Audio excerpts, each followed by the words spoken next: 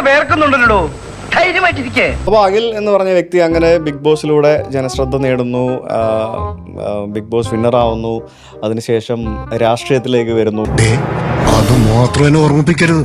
അത് മറക്കാൻ എത്ര പ്രാവശ്യമാണ് ഞാൻ ഈ എന്നെ തന്നെ ഹിപ്നോട്ടൈസ് ചെയ്യുന്നറിയോ? ആ ഒരു കോൺഗ്രസ് ഒരു പ്രവർത്തകനായിരുന്നു താങ്കൾ. ഇത്തവണത്തെ തെരഞ്ഞെടുപ്പ് നേരിട്ടത് എൻ ഡി എക്കൊപ്പമായിരുന്നു. അതായത് 2020 ഭാഗമായിട്ടും എൻ ഡി എക്കൊപ്പമായിരുന്നു.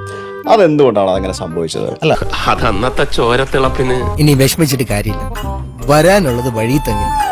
ഇതങ്ങനെയല്ലല്ലോ, വരാതെ പോയതിനെ ഫ്ലിപ്കാർട്ടിലൂടെ ഓർഡർ ചെയ്ത് വരുത്തിയതല്ലേ. അഖിൽ മാരാർ എന്ന് പറഞ്ഞ വ്യക്തിയെ, പ്രത്യേകിച്ച് ബിഗ് ബോസിന് ശേഷം ഫെയിം കിട്ടുമ്പോഴാണല്ലോ നമ്മൾ ടാർഗറ്റഡ് ആവുന്നത്. ഫെയിം ഇല്ലാത്ത ഒരാളെ ആരും ടാർഗറ്റ് ചെയ്യേണ്ട കാര്യമില്ലല്ലോ. മാങ്ങയുള്ള മാവിലല്ലേ ആളുകൾ കല്ലെറിയും.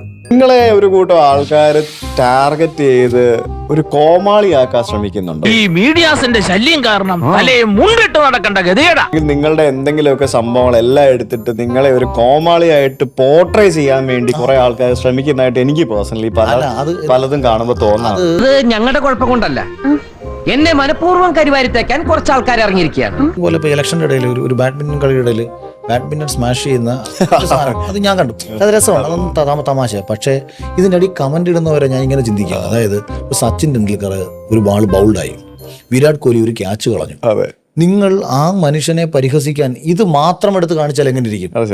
അതൊക്കെ അവർക്ക് കഴിവുണ്ടായിട്ടാ. നിനക്കെന്തുണ്ടായിട്ടാ പോണത്? പൊന്നുരുക്കുന്നിടത്ത് പൂച്ചയ്ക്ക് എന്താ കാര്യം? കഴിഞ്ഞ ദിവസം ഞാൻ ഈ ഉദ്ഘാടനത്തിന് വന്നപ്പോഴത്തേക്കിന് എന്റെ വീഡിയോ എടുക്കാൻ ആകെ ഒരു പയ്യൻ മാത്രമേ ഉണ്ടായിരുന്നുള്ളൂ. ബാക്കി എല്ലാവരും പുള്ളിയുടെ വീഡിയോ എടുക്കാൻ വേണ്ടി. കാരണം നിങ്ങളെ വെച്ചാൽ കണ്ണൊക്കെ കിട്ടുന്നുള്ളതുകൊണ്ടായിരിക്കും.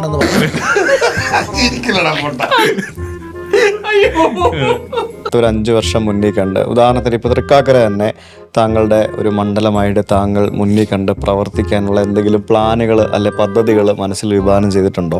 പുലിവാൽ പിടിക്കാന്ന് വെച്ചാൽ എന്താണെന്ന് ഇപ്പൊ എനിക്ക് മനസ്സിലായി. തൃക്കാക്കരയിൽ നമുക്ക് ആക്ച്വലി അങ്ങനത്തെ പ്ലാനുകളോ പദ്ധതികളോ ഒന്നും തയ്യാറാക്കി പ്രവർത്തിക്കാൻ പറ്റുന്ന സ്വഭാവത്തിലുള്ള ഒരു മണ്ഡലമാണ്. ഇവിടെ എന്ത് ചെയ്താലും ഒന്നും ചെയ്തില്ലെങ്കിൽ ജയിക്കുള്ളൂ.